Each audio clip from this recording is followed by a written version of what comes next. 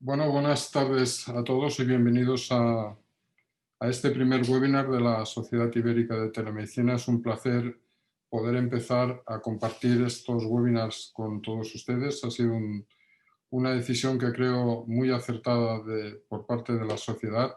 Ha sido un trabajo en equipo y creo que estos primeros webinars que ya tenemos preparados pues van a ser muy interesantes. Vamos a empezar hoy con un webinar que nos va a poner un poco al día de la situación de la telemedicina y con ello contamos con tres magníficos ponentes que son Verónica Martín Galán, que es licenciada en Matemáticas y máster universitario en Dirección de Organizaciones Sanitarias y Sociosanitarias por la Universidad de Extremadura. Ha trabajado en diferentes consultorías gestionando los procesos de transformación digital para distintas organizaciones, tanto nacionales como internacionales, y desde 2014 es coordinadora de telemedicina del Servicio Extremeño de Salud, gestionando los programas de telemedicina implementados en el Servicio Extremeño de Salud y diseñando nuevos programas de innovación sanitaria y sociosanitaria. Ella nos va a hablar de qué telemedicina queremos, situación en Extremadura. Luego nos hablará Juan Ignacio Coy Clavero. Él es licenciado en Medicina y Cirugía por la Universidad de Zaragoza en 1983, diplomado en Metodologías Bioestadísticas aplicadas a la medicina, tanto la opción de investigación clínica como la epidemiológica, por la Universidad de París. Pertenece a la plantilla del Hospital de Barbastro, por oposición como médico en admisión y documentación clínica, donde asume las responsabilidades de innovación médica y de las nuevas tecnologías. Ha publicado en diferentes revistas regionales, nacionales y europeas y también es coautor de diferentes libros en España y Europa. En innovación ha sido director de 20 proyectos de telemedicina procedentes de convocatorias públicas competitivas tanto europeas como españolas, y en la actualidad dirige y es responsable funcional de la nueva historia clínica de Aragón y también es coordinador de transformación digital de asistencia en el Departamento de Sanidad de Aragón. Él nos va a hablar de la telemedicina en Aragón durante el brote pandémico del COVID-19. Y para terminar, Rafa Pardo, que es consultor senior en IGEL con más de 30 años de experiencia, 100% dedicado su tiempo a I+D más I, creando sistemas de tecnología que actualmente no existen. Él trabaja en los ámbitos de la clínica de Decision Support Systems, diseña sistemas de información clínicos, diseña experiencias clínicas de usuario y está trabajando en el ámbito de la telemedicina. Es también el secretario de la Sociedad Ibérica de Telemedicina y Telesalud, miembro del colectivo Tu Vida Sin Dolor, es miembro del Charter Health de 2.0 Barcelona, es Social Media Ambassador de HIMSS, participó como paciente en un ensayo clínico llamado Salud Conectada de Sanitas, lleva a sus espaldas 2 TEDx y es muy buen escritor y eso lo puedo yo corroborar. Él nos va a hablar de telemedicina en tiempos de COVID-19 en Europa. Y bien, vamos a empezar dándole la palabra, por favor, a Verónica Martín. Sabéis que tenéis 15 minutos de tiempo para hacer vuestra exposición y al público, si tienen alguna cuestión, vamos a utilizar el chat para transmitir las preguntas. La doctora Salvador, que está gestionando y moderando el chat, si no fuéramos capaces de poder responder a todas las preguntas, ella pondrá un correo electrónico que nos permitirá contestarles las preguntas que se hayan quedado en el tintero. Nada, sin más, por favor, Verónica, tiene usted la palabra y adelante. Muchas gracias.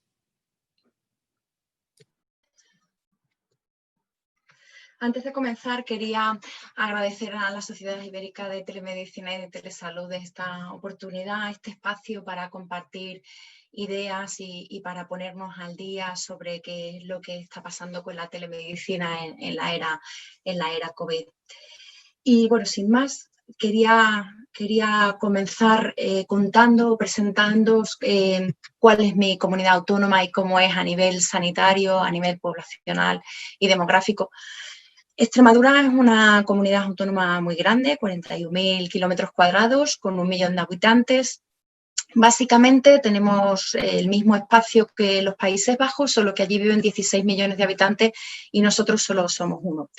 Tenemos una densidad de población de aproximadamente 26 habitantes por kilómetro cuadrado y es un entorno altamente rural. Tenemos unos 621 núcleos de población y solamente 7 son mayores de 10.000 habitantes.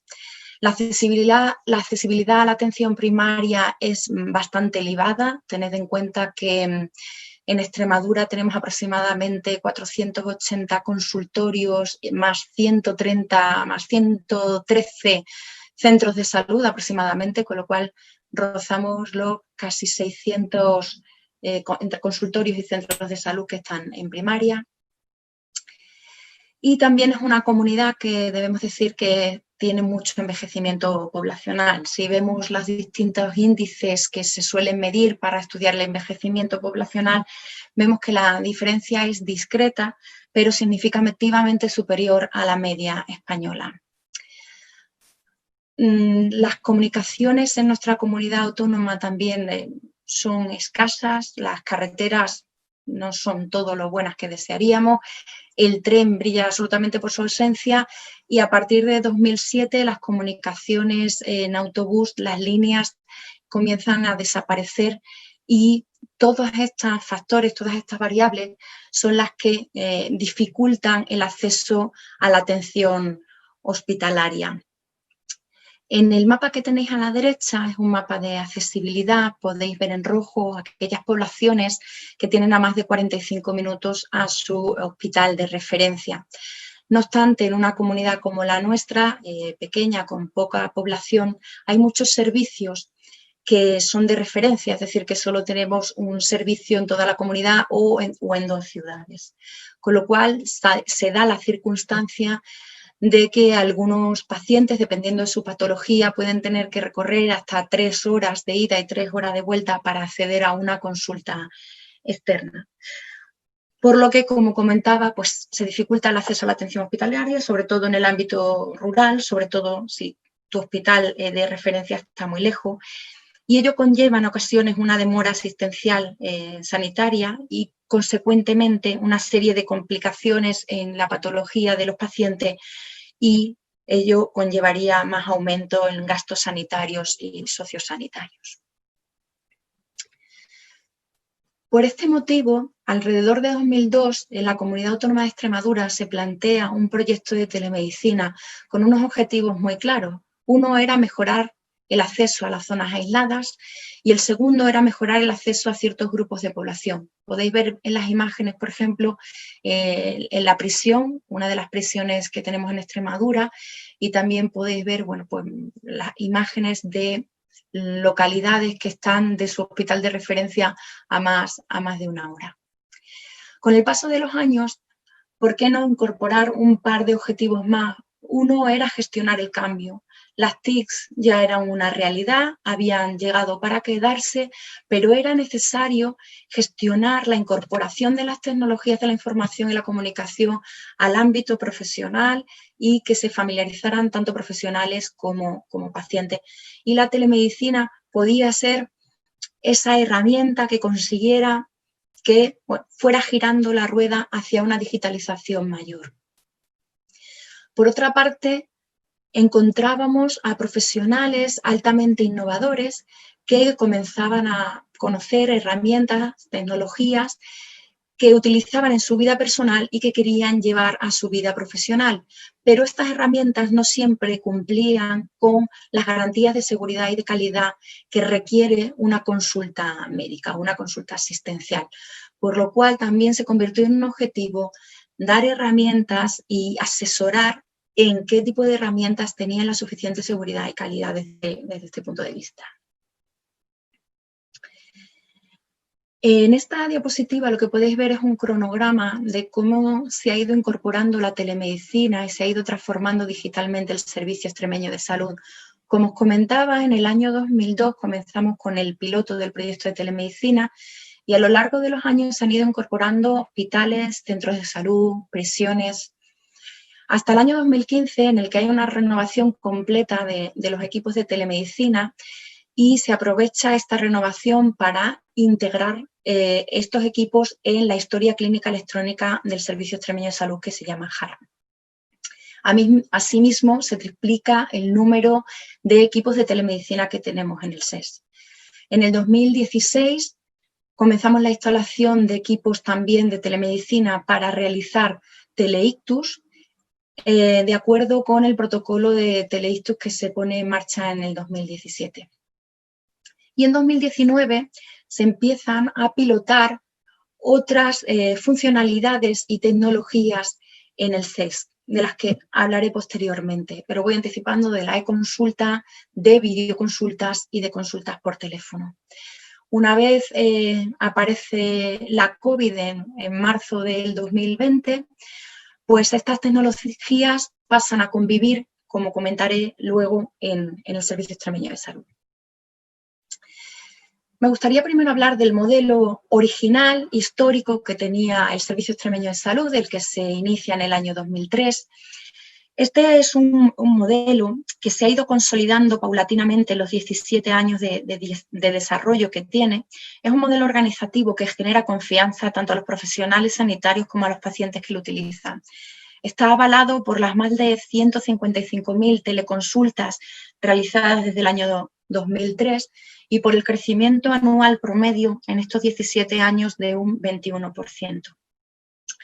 Este hecho considero que cobra especial importancia si tenemos en cuenta que la telemedicina no dispone de un marco legal, de un marco regulador, de una aplicación concreta, lo cual genera no pocos interrogantes jurídicos y deontológicos en la relación a los actos médicos que se realizan mediante telemedicina y la responsabilidad profesional del sanitario ante, por ejemplo, un diagnóstico erróneo cuando se realiza de manera no presencial. ¿Cómo hemos conseguido que este modelo genere confianza? Bueno, pues por distintas características que quiero explicaros a continuación. Nuestro modelo se basa en que se realiza entre centros sanitarios o entre un centro sanitario y uno sociosanitario. Este hecho minimiza la brecha económica, cultural y digital. Es decir, cualquier paciente puede acercarse a su centro de salud independientemente de sus recursos económicos, de su alfabetización tecnológica, de sus conocimientos o de los recursos tecnológicos que pueda tener en su domicilio. Por eso, en este sentido, decimos que es una telemedicina ética, porque minimiza brechas, no las maximiza. Por otra parte, era fundamental tener una seguridad asistencial y una seguridad tecnológica.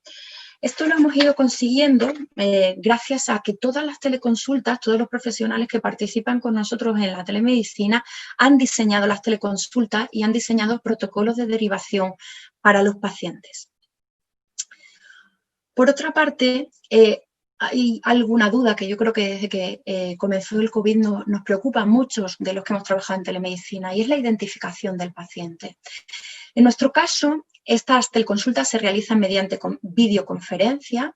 Además, los pacientes están citados en las agendas de la historia clínica y, por otra parte, siempre hay un profesional sanitario junto al paciente. Estos tres factores hacen que la identificación del paciente sea totalmente, o en casi el 99,9% unívoca. Y no solo identifica al paciente, sino que también identifica al cuidador principal en caso de necesitarlo y participan ambos en la teleconsulta. Porque, como entenderéis, hay muchas personas mayores que necesitan de su cuidador principal. Siguiendo con ámbitos de la seguridad asistencial y tecnológica, otro aspecto importante a señalar es la información que se tiene en las consultas. Como ya comentaba, la imagen del paciente para nosotros es absolutamente fundamental en la consulta. Permite una inspección ocular que puede aportar una sospecha diagnóstica que nos permite conocer antecedentes personales, determinar cuál es la capacidad funcional o el estado emocional de un paciente, así como otros aspectos del lenguaje no verbal que en el uso de un profesional sanitario obtienen mucha información. También la presencia de un profesional sanitario junto al paciente, como ya comentaba antes, hace que cualquier duda pueda ser resuelta, aparte de realizar exploraciones básicas, como puede ser tocar una lesión o pesar, medir, tallar a un paciente. Todos los pacientes se van con un informe emitido por el médico en el cual queda todo el registro del tratamiento que tiene que hacer, de los cuidados que tiene que seguir. Es decir, cuando se va a su casa lleva toda la información por escrito. También en algunas de las consultas pues, se hace lectura, una explicación y una entrega de consentimientos informados. Nuestros profesionales trabajan en el entorno JARA, en la historia clínica, en el sistema de información que utilizamos en el SES. Cuando eligen derivar a un paciente a la atención hospitalaria, pueden hacerlo bien en presencial o pueden hacerlo de igual manera en telemedicina, ¿vale? Y además tienen libertad para decidir cualquiera de las dos opciones.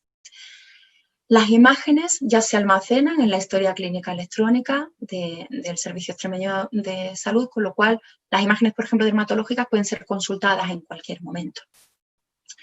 Y luego está el tema de las incidencias. Pues la verdad es que las incidencias ojalá no ocurrieran, pero por desgracia, por mucho que lo intentamos a veces, es inevitable que fallen las cosas.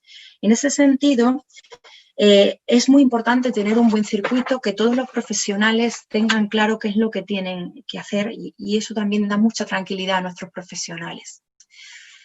Y por último, comentar también la formación de los profesionales. Un elemento fundamental para gestionar los cambios que supone el uso de la tecnología es la formación de los profesionales. Antes de llevar un equipo e implantar la telemedicina en cualquier centro, se realiza una formación con los profesionales, se hace un acompañamiento en el arranque y además todos cuentan con unas guías de manejo de estos equipos. Otra variable fundamental es la calidad, ¿qué decir tiene? En una consulta la calidad es una variable absolutamente fundamental para que el profesional tenga confianza en lo que va a hacer. Nuestro hardware le permite, como veis ahí en las imágenes, tener dos pantallas dedicadas, una a la historia clínica y otra a la visualización del paciente. Tiene cámaras y audios externos de alta calidad. Tenemos la cobertura garantizada, no dependemos de Internet y los visores son también de gran calidad. Comentar también como otro aspecto la formación continua y la coordinación entre los niveles asistenciales. Algunos profesionales ven en la telemedicina no solo la posibilidad de evitar desplazamientos a los pacientes, sino que también es la posibilidad de mantener una formación continua de distintas especialidades con los profesionales que están en la atención primaria o en los centros sociosanitarios. Durante la pandemia se ha utilizado mucho esta herramienta también para comunicar todos los cambios que se iban produciendo. Y también encontramos centros de salud que aprovechan incluso ya no solo la formación que reglamos, sino las teleconsultas que ocurren día a día para seguir formándose continuamente en distintos aspectos de las especialidades que trabajan en telemedicina. Por tanto, no se trata de un acto de servilismo hacia la medicina hospitalaria por parte de la medicina de primaria, sino como una diligencia de mejora hacia los pacientes. Pero de pronto llegó la COVID. Estamos en marzo, el 15 de marzo comienza el estado de alarma en España hasta el 10 de mayo y los centros sanitarios de Extremadura desarrollan, desde que se ven los primeros casos a finales de febrero, planes de contingencia. Básicamente estos planes de contingencia indican la suspensión de las visitas que no son esenciales, todo lo que era programado se anula y se trata de realizar de forma no presencial. En este sentido, el Servicio Extremeño de Salud pone a disposición de los profesionales y los pacientes distintas funcionalidades de las que me gustaría hablar. Las consultas telefónicas. Bueno, la consulta telefónica siempre ha existido, esto no es una cosa novedosa. Los profesionales la han utilizado siempre. Es verdad que la utilizaban en casos muy concretos, por ejemplo, pues para dar un resultado, sobre todo si era positivo, de un paciente que han seguido longitudinalmente mucho en el tiempo. Un paciente que se conoce bien y que hace relativamente poco tiempo se ve presencialmente. Lo que ha ocurrido durante la pandemia es que en Extremadura ya los equipos de cuidados paliativos, que eran equipos de soporte desde hacía algunos años, exigían que su actividad telefónica, que era bastante elevada porque hacían mucha asesoría telefónica a otros profesionales y también a los pacientes, se registrara como actividad. Eso comienza a pilotarse y en 2020 eso que se estaba pilotando se abre y se extiende tanto a primaria como a especializada.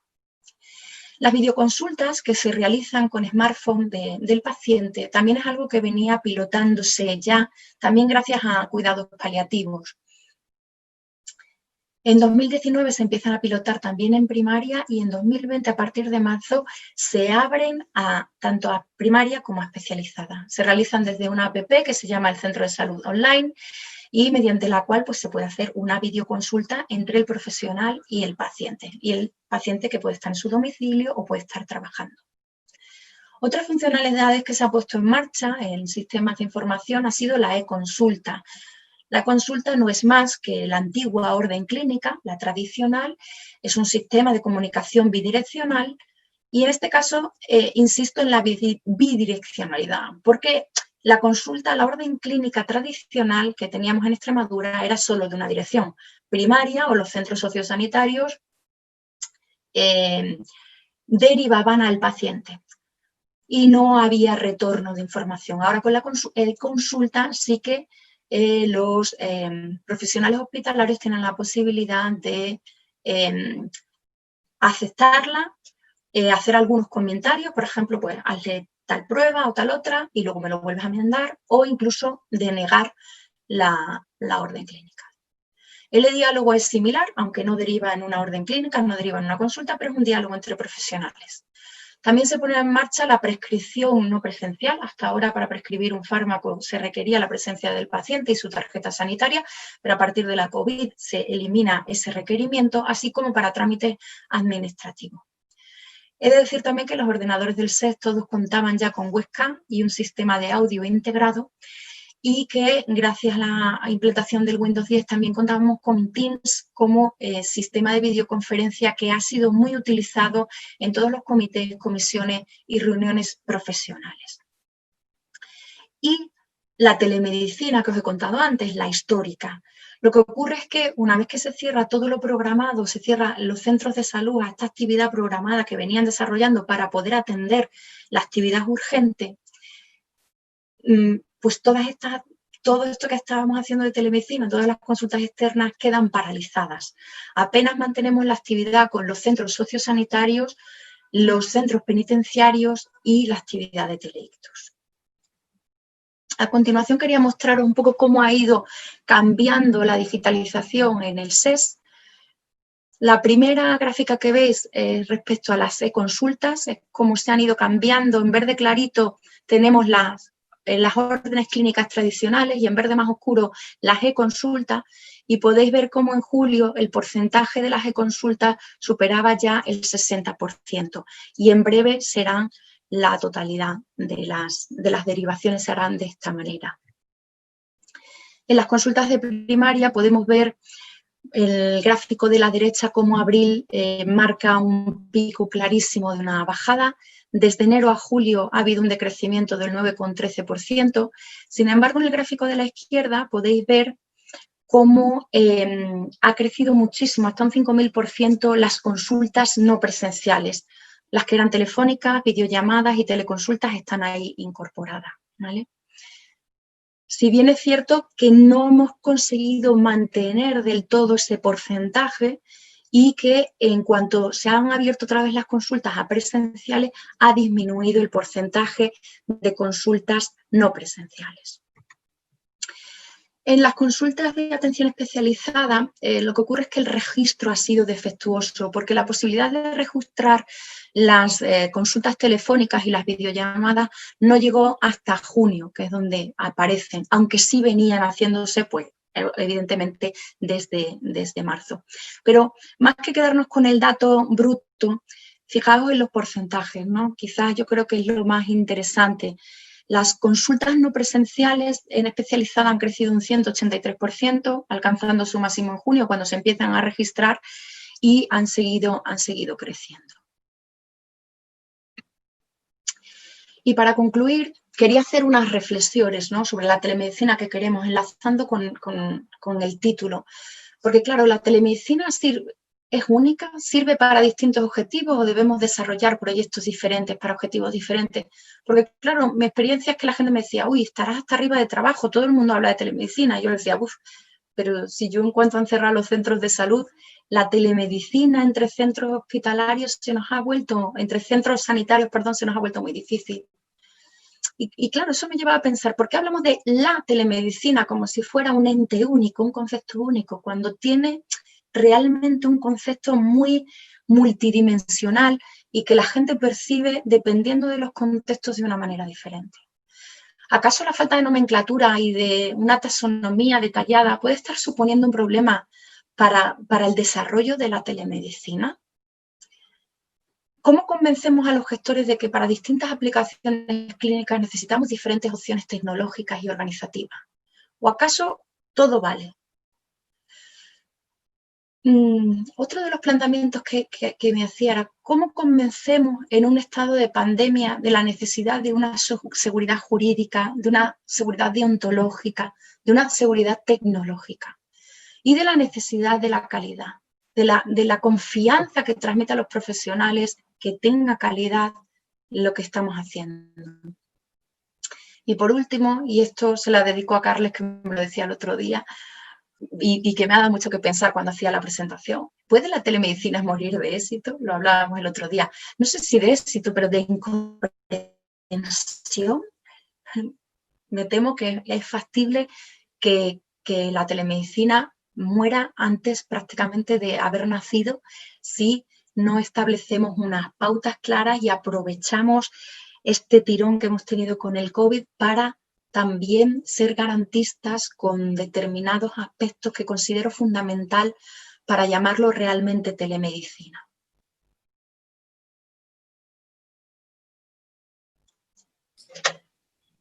Gracias, Verónica. Excelente presentación. Y toda la presentación ha sido genial, pero esta última diapositiva da para un webinar entero. ¿Qué telemedicina queremos? ¿Qué es lo que buscamos con la telemedicina? Un excelente amigo que seguro todos conocéis, José Luis Montagudo, decía que la telemedicina es como un puente sin construir, ¿no? Que en realidad tenemos que ir construyendo día a día y el objetivo está en el que nos marquemos los usuarios, los profesionales, para llegar a conseguir con la telemedicina el objetivo que busquemos, ¿no? La telemedicina no es algo que en sí solo funcione y ya nos vaya a solucionar problemas, sino que creo que entre todos tenemos que ir construyendo la telemedicina que hace falta en cada sitio. Bueno, gracias, Verónica, excelente presentación. Y ahora pasamos a Juan Ignacio Coy, que nos va a hablar de la telemedicina en Aragón durante el brote pandémico del COVID-19. Adelante, Juan Ignacio, cuando quieras. Buenas tardes a todos. Agradezco la invitación a la sociedad y en particular a Carles y a Ángels, ¿no? Que son los que ponen la cara en esta situación. Voy a compartir la pantalla. Vamos a empezar un poco por enlazar con lo que nos decía Verónica. Deciros que efectivamente la telemedicina no es la panacea universal. Hace poco leía en un periódico de una comunidad autónoma que el 68% prácticamente de los ciudadanos de esa comunidad rechazaban la telemedicina. Cuando leías el artículo, lo que estaban rechazando era una consulta telefónica indiscriminada. Pero muchas veces damos pie, si no hacemos las cosas bien o si pensamos en que todo vale, pues lo que hacemos es ensuciar el nombre de la telemedicina. Bueno, voy a ponerme ya en harina y os he puesto aquí cuál era el punto de partida de Aragón en el momento que nos sorprende la pandemia. Nosotros estamos embarcados hace unos años en cambiar la historia, el modelo de historia clínica. Hemos intentado ser disruptivos, pensábamos que los sistemas de información que teníamos no nos servían porque no éramos capaces de colocar al ciudadano en el centro del sistema, y para eso hemos ido construyendo una historia clínica global y única, centralizada para todos los profesionales. Se basa en una identificación unívoca de pacientes, tiene una estructura normalizada de la oferta y un gestor de identidades de cada uno de los profesionales. En el núcleo de la historia está la gestión unificada de la demanda de los pacientes que nos llaman a la puerta de una manera unificada, y después existe una estructura modular con herramientas que son transversales y que están a disposición de los distintos actores asistenciales. Aquí también incluimos al paciente como un actor más. La integración de estos componentes modulares se hace en estaciones clínicas. Tenemos fundamentalmente 4 estaciones clínicas, una para consultas externas, otra para hospitalización, urgencias y atención primaria. Y estos módulos se hacen de una manera normalizada, de tal manera que cuando se produce una evolución podemos sacar esa pieza y poner otra sin ningún tipo de trauma para la organización. Y la base de datos intentamos que sea interoperable, que pueda acompañar al ciudadano aragonés ahí donde vaya, en una sociedad cada vez más globalizada, aunque parece ser que el COVID de momento no nos da permiso para esa globalización, ¿no? Bueno, en el punto de partida hay aquí un semáforo en naranja. Yo no sé si, me imagino que veis el puntero, ¿no?, de mi ratón. Sí. Está señalado precisamente porque en febrero decidimos cambiar los servicios de videoconferencia. Se adjudicaron, como os digo, en febrero, porque necesitábamos una herramienta para integrar dentro de la historia clínica de manera que estuviera de forma nativa, y los servicios que teníamos históricos no nos daban esa prestación. Llegamos, pues, en un momento de absoluto cambio y en el que teníamos desplegadas las estaciones clínicas de consultas externas en atención especializada y las estaciones clínicas de hospitalización. Cuando llega en el estado de alarma, nos planteamos 3 líneas de trabajo. Una que era disminuir la exposición de los profesionales y los pacientes, en definitiva, disminuir presencias físicas, eliminar vehículos de transmisión. La idea era utilizar papel cero en la asistencia para evitar fómites, que potenciáramos la transmisión.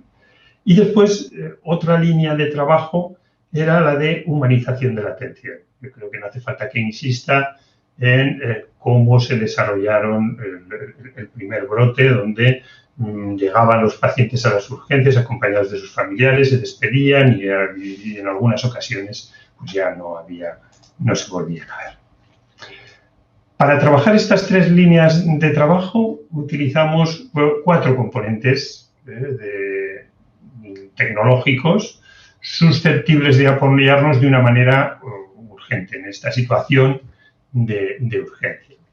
En el centro teníamos los nuevos servicios de videoconferencia que había que desplegar y sustituir a toda velocidad. También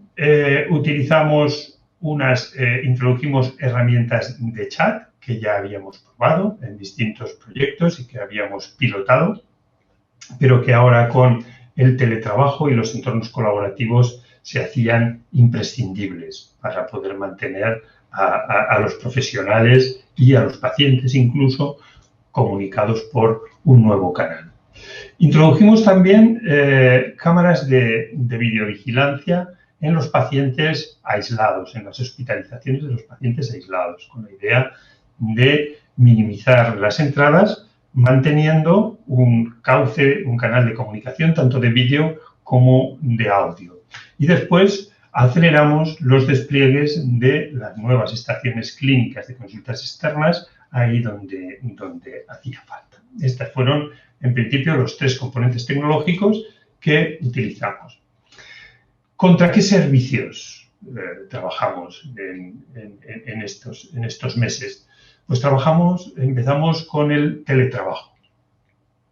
Teníamos a personas aisladas, personas que teníamos que mantener separadas, segregadas, para poder mantener el servicio a lo largo del tiempo y para minimizar riesgos de infecciones y, como sabéis, irrumpió el teletrabajo en las organizaciones públicas. No teníamos prácticamente ninguna experiencia. El teletrabajo no era una práctica de las organizaciones sanitarias públicas. Tuvimos que empezar adecuando las redes y creando VPNs para que se pudieran producir unas comunicaciones seguras, para llevar a las casas de los profesionales la información de la historia en las condiciones que debería llegar de seguridad. Tras esto, también lo que hicimos fue acelerar la implantación de los nuevos servicios de videoconferencia y empezamos con la disminución de las reuniones físicas. Teníamos que mantener las reuniones para no perder calidad de la asistencia y teníamos un reto que era sustituir los servicios y formar a los profesionales.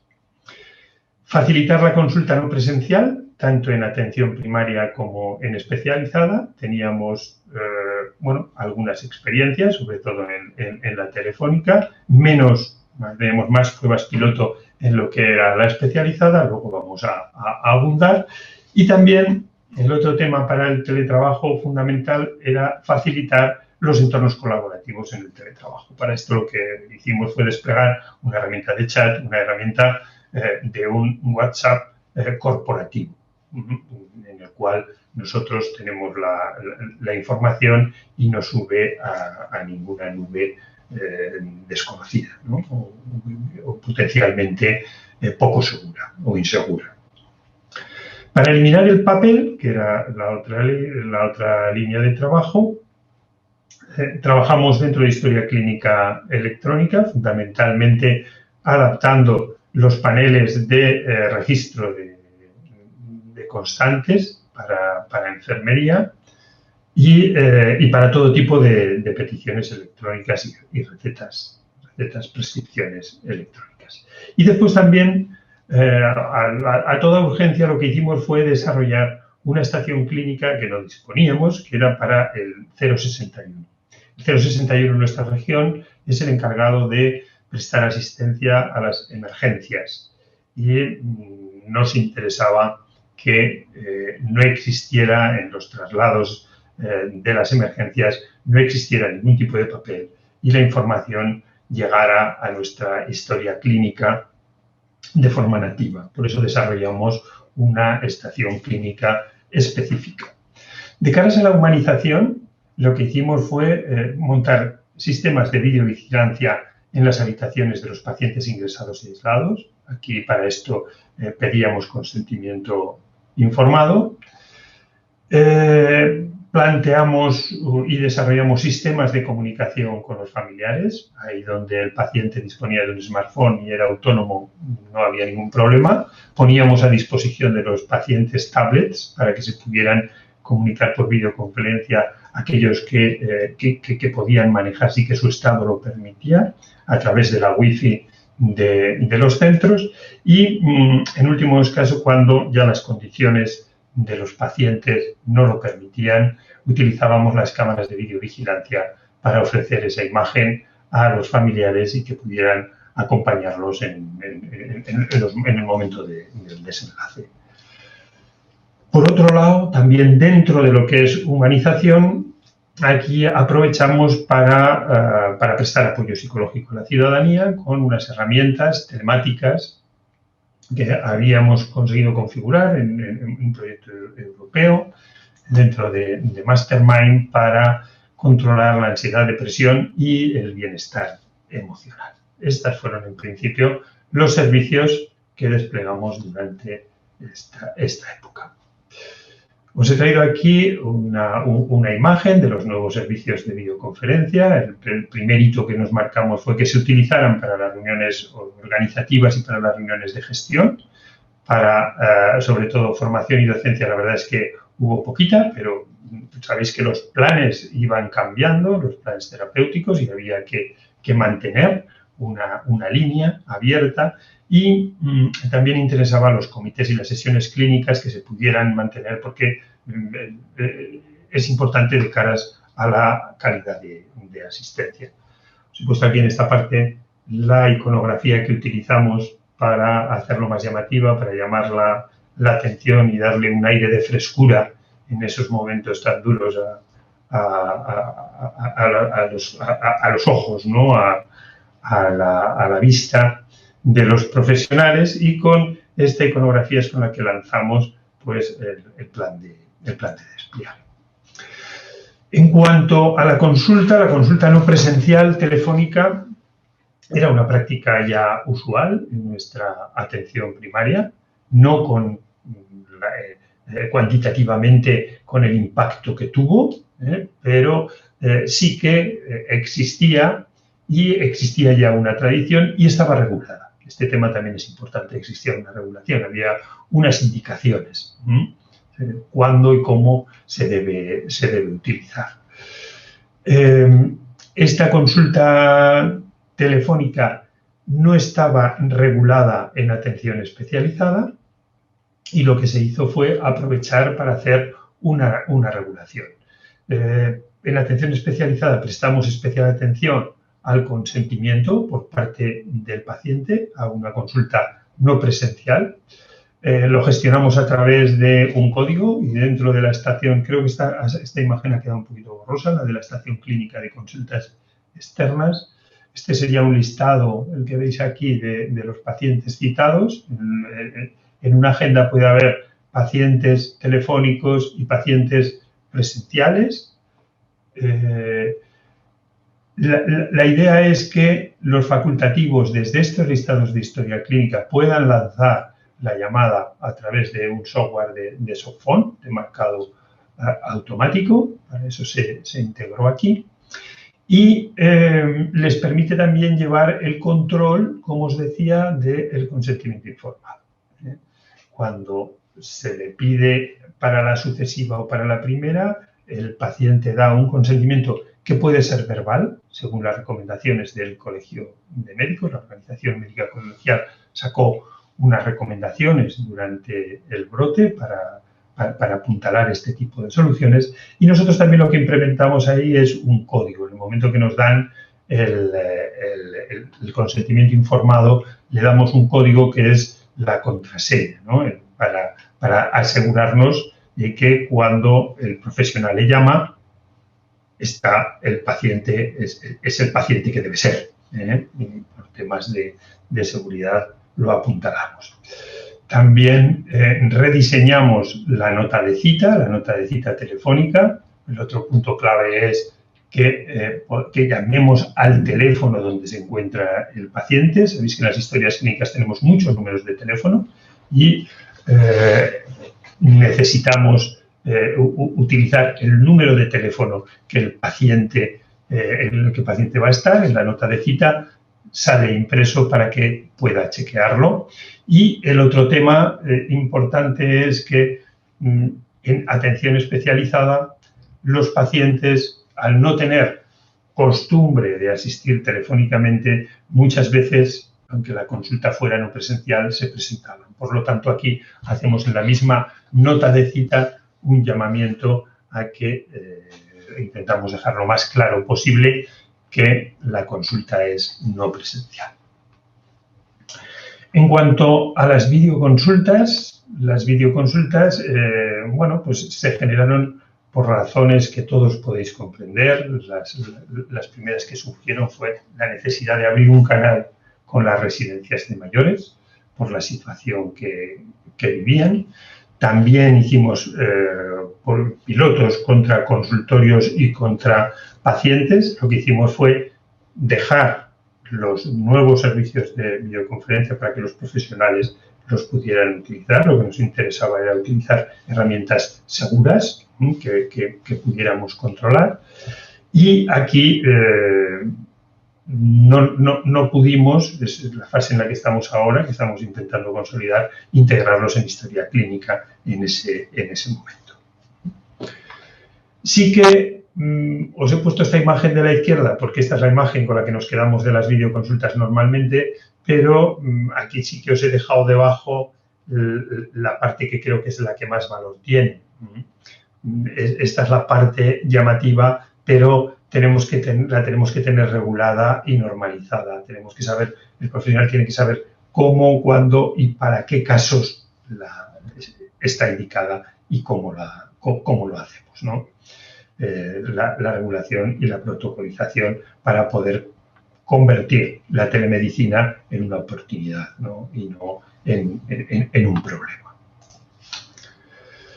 Os he traído un caso particular de videoconsulta que viene dándonos muy buenos resultados para el mundo rural, allí donde existen centros de salud, zonas básicas de salud que tienen 1 o 2 equipos de atención primaria. En nuestra comunidad, sabéis que fuera de Zaragoza tiene el 60% de la población de Aragón y el resto está disperso en núcleos muy pequeñitos. Es una solución que se adapta bien a nuestro territorio. Aquí, en salud mental, venimos haciendo unas teleconsultas entre un psiquiatra de la unidad de salud mental y un centro de atención primaria. En esa videoconsulta, que es como una sesión, lo que se hace es se repasan las derivaciones que se han hecho, las interconsultas que han surgido en el último mes, y se ve la evolución que van llevando con el tratamiento que se les pone en atención primaria antes de que los vea atención especializada. La farmacología necesita un tiempo en estos casos y ese tiempo, bueno, pues lo controla el médico de primaria con el apoyo a través de estas videoconsultas de un psiquiatra, un profesional de la unidad de salud mental. Y en esa misma videoconsulta lo que se hace es se revisa el estado de los pacientes citados para sucesivas en el próximo mes. Si estos pacientes están estables, no sufren una reagudización y además tienen adherencia al tratamiento, entonces se suspende la consulta sucesiva. Juan, perdón, que interrumpa un minuto porque ya nos hemos pasado del tiempo, si no, no dará tiempo a la siguiente. Vale. Voy muy rápido. Os traía aquí, en relación a la interconsulta virtual, un gráfico de cómo han ido evolucionando, cómo la demanda en atención primaria bajó hasta abril y cómo se ha ido recuperando, y al mismo tiempo cómo las respuestas telemáticas iban teniendo un porcentaje mayor. Desde enero va increciendo hasta abril y luego va bajando. La herramienta de chat, que hemos utilizado, pues tiene este logo, ya os lo podéis imaginar, es como un WhatsApp, tiene una interfaz de web y tiene una interfaz también para el teléfono móvil y se puede acceder desde dentro y desde fuera de la red. Estas son funcionalidades de la historia clínica. Las cámaras de videovigilancia, que este también ha sido un tema muy importante, nos ha permitido tener un nivel muy bajo de profesionales de hospitalización contagiados, porque manteníamos un canal de vídeo y de audio permanente con los pacientes y las entradas eran cuando única y exclusivamente se necesitaban. Deciros que ahora mismo estamos priorizando la generalización de la videoconsulta entre atención primaria y las residencias, que hemos hecho una buena inversión en equipos para distribuir y, pues que estamos consolidando todas estas iniciativas. En eso es en lo que estamos trabajando. Os dejo ya aquí mis datos, los podréis ver en la presentación para que, pues si tenéis curiosidad, pues podamos abundar en alguno de estos temas. Gracias. Gracias a ti, Juan, y muchas gracias por tu presentación, y damos paso sin ninguna demora a Rafael Pardo, que nos va a explicar pues la telemedicina en tiempos de COVID en Europa. Bueno, pues muchas gracias a todos, a la sociedad, por invitarme, en especial a Carlas y Àngel Salvador, que son, creo, alma mater de la sociedad en estos momentos. sin más demora, pues presentaré mi ponencia. Aristóteles hace 2300 años decía algo así como que los ingredientes de una gran historia son tres: ethos, la creencia; pathos, la pasión; y logos, la lógica. Todas las historias tienen un principio, tienen un punto de partida. El punto de partida en Europa, de acuerdo con la OCDE, es este, es decir, tenemos una serie de países que en condiciones normales hacen un número de consultas por mil habitantes. Tenemos el extremo de Eslovaquia, que está rozando las 12 consultas por cada 1000 habitantes. Tenemos el caso de España, que está sobre 7,6 más o menos, y tenemos el caso de Suecia, que está sobre unos 2,3. ¿Qué significa esto? Pues esto es una situación previa a COVID, es decir, son consultas que ya se estaban haciendo. Y cuando llega la epidemia, no hay que dejar desprotegida a la población. Pasamos de un concepto en el cual tenemos un entorno hospital-céntrico, por decirlo de alguna manera, en el cual el hospital, el centro de salud, es en estos momentos ya el lugar más insano del mundo, es un peligro para pacientes, es un peligro también para los profesionales. Y por tanto lo que tenemos que hacer, y eso se ha hecho en general en toda Europa, tenemos que pasar a un modelo de atención no presencial. En vez de recibir al paciente en la casa del médico, es el médico el que va a casa del paciente. Ese es el primer concepto. ¿Y cómo se aplica esto? Evidentemente con telemedicina. Si miramos este símil de Hype Cycle similar al de Gartner, vemos que en lo que sería la meseta de productividad está la telemedicina y está el monitoraje remoto, la telemonitorización. Es decir, no hay ninguna duda en que es una herramienta útil, no hay discusión sobre ello. Hace 10 años, la videoconsulta, que los otros ponentes pues, han expuesto cómo lo han puesto en marcha tanto en Extremadura como en Aragón, pues era básicamente Innovation Trigger, era el momento del cambio. 10 años. Claro, antes del COVID nos encontramos pues que en general los centros de salud, pues hay algunos que usan videoconsultas, un 40%, monitorización remota un 43%, teletriaje un 34%, herramientas para formación continuada un 53%, y hay un gran número de centros que usan las herramientas tele en pacientes crónicos y solamente 42% en el cuidado de agudos. Claro, ¿qué pasa? Estamos hablando de Europa y en Europa pues hay tres grupos de países. Hay unos en los que la telemedicina ha adquirido un gran nivel de madurez, hay una legislación que la acompaña, hay modelos de reembolso de las consultas, son mercados maduros y por tanto mucho más proclives a poder pasar de un modelo presencial a no presencial rápidamente. Por otra parte, hay un pelotón de países que están en estado de desarrollo. No es que no esté implantada, pero falta el hecho de que haya legislación o que haya un modelo de reembolso, es decir, es algo que está en crecimiento, ¿no? Y después hay otros que están en un estadio inicial, es decir, países como Grecia o la República Checa, digamos que, entre comillas, en el sector público descubrieron la telemedicina con la crisis del COVID.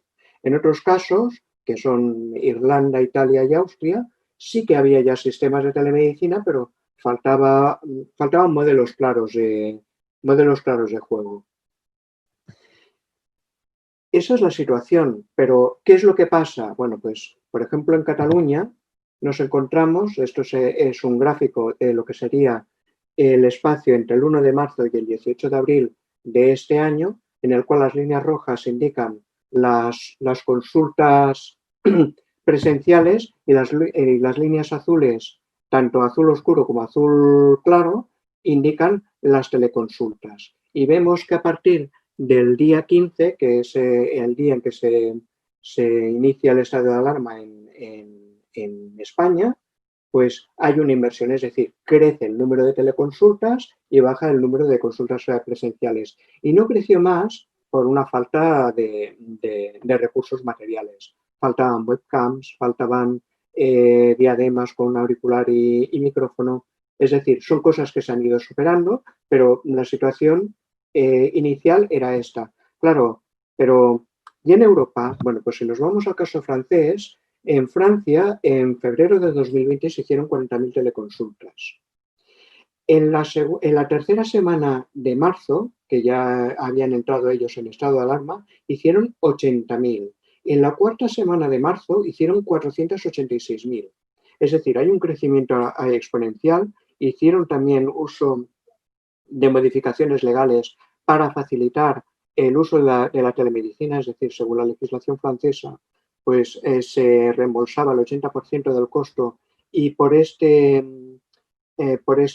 ámbito del estado de alarma se pasó a reembolsar el 100%, con lo que se llegó a que antes del COVID solamente un 1% de las consultas en Francia eran telemáticas, eran tele, y durante el COVID pasaron a ser el 11%. Claro, tenemos modelos de adopción, ¿no? Es decir, hay un grupo de 4 países que están en cabeza y que con post-COVID aún van más en cabeza, es decir, tienen un mayor número de adopción, o un mayor nivel de adopción, perdón. Nosotros que estamos en el pelotón de en medio, pues hemos incrementado, pero no tanto como los países que están en cabeza, y los que han tenido una adopción más baja, pues están en un estado inicial en el que tienen que aún saber qué quieren ser de mayores. Disculpa por la figura poética. ¿Y qué pasa con los privados? Pues en los privados hay un montón de plataformas de telemedicina, de diferentes tipos de telemedicina. Los que están marcados con estrella son plataformas que han nacido en el transcurso de la pandemia, y hay casos muy curiosos, como por ejemplo una plataforma que se llama Top Doctors, conocida aquí en España, que en España, Italia y Reino Unido ha multiplicado su demanda por 30. Eso quiere decir mucho, tanto por la madurez del profesional clínico como por la madurez del paciente consumidor, que cada vez más ve la idoneidad, la bondad de este tipo de herramientas de teleprovisión de la atención clínica. Después del COVID, pues por ejemplo en Alemania, que requiere de que el médico esté certificado, pues hay un aumento de un 1000% el número de médicos entre enero-febrero a marzo del 2020. En China, pues aumenta en un 900% el número de nuevos usuarios. En Singapur, lo mismo. Caso Estados Unidos, Kaiser Permanente, que es un poco nuestro, ya lo diré, nuestro Shangri-La, ¿no? Hay un número muy claro, que es que el 75% de las visitas que se hacen cada día se han hecho por videoconsulta. Hay que tener en cuenta que Kaiser Permanente en 2015 solamente era el 52%, es decir, han hecho un cambio importante. Y también ha habido un cambio en el sentido de que ha habido un montón de nuevas empresas, ha habido un montón de startups que han visto incrementado el número de personas que usan sus servicios, con lo cual pues también hay un componente de negocio importante. Me gustaría de alguna manera llevar a mi terreno un titular del New York Times de abril de este año, en el sentido de que en Inglaterra 10 años de cambio en una semana, yo creo que esto es extensible a toda Europa. En una semana hemos cambiado radicalmente el modelo de provisión de la atención. Y esto es así y esto va a seguir. Y ha habido aplicaciones un tanto sorprendentes, es decir, hace un año nadie hubiera pensado en que pudiera haber un modelo de provisión de telemedicina que fuera el hecho de los sistemas de notificación de exposición al COVID-19. Por ejemplo, el caso de la app española Radar COVID, que con sus luces y sus sombras, en los ensayos que se hicieron en la isla de La Gomera, duplicaba la eficacia de los equipos de rastreadores. O, por ejemplo, el hecho del espacio.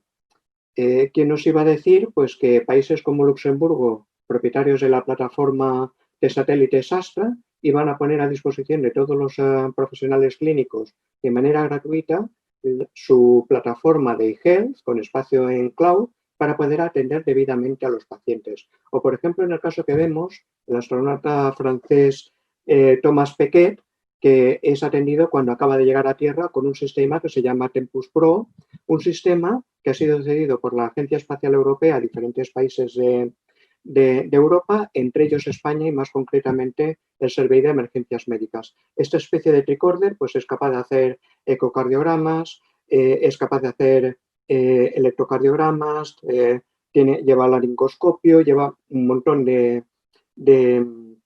dispositivos asociados junto con una conexión 4G o satelital para poder recoger la información relevante de signos vitales y poderla enviar al centro de destino.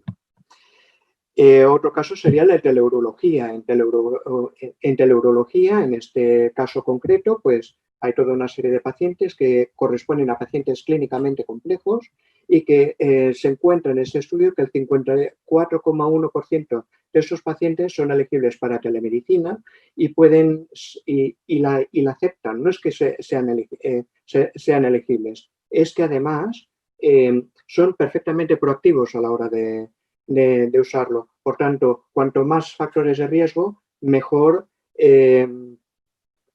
más significativo puede ser el uso de telemedicina con ellos.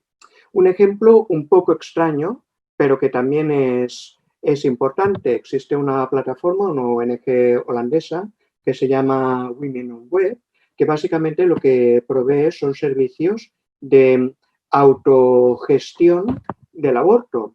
Es decir, que hay una videoconsulta y hay un médico que de alguna manera pauta una prescripción, unas píldoras abortivas que se envían por correo postal.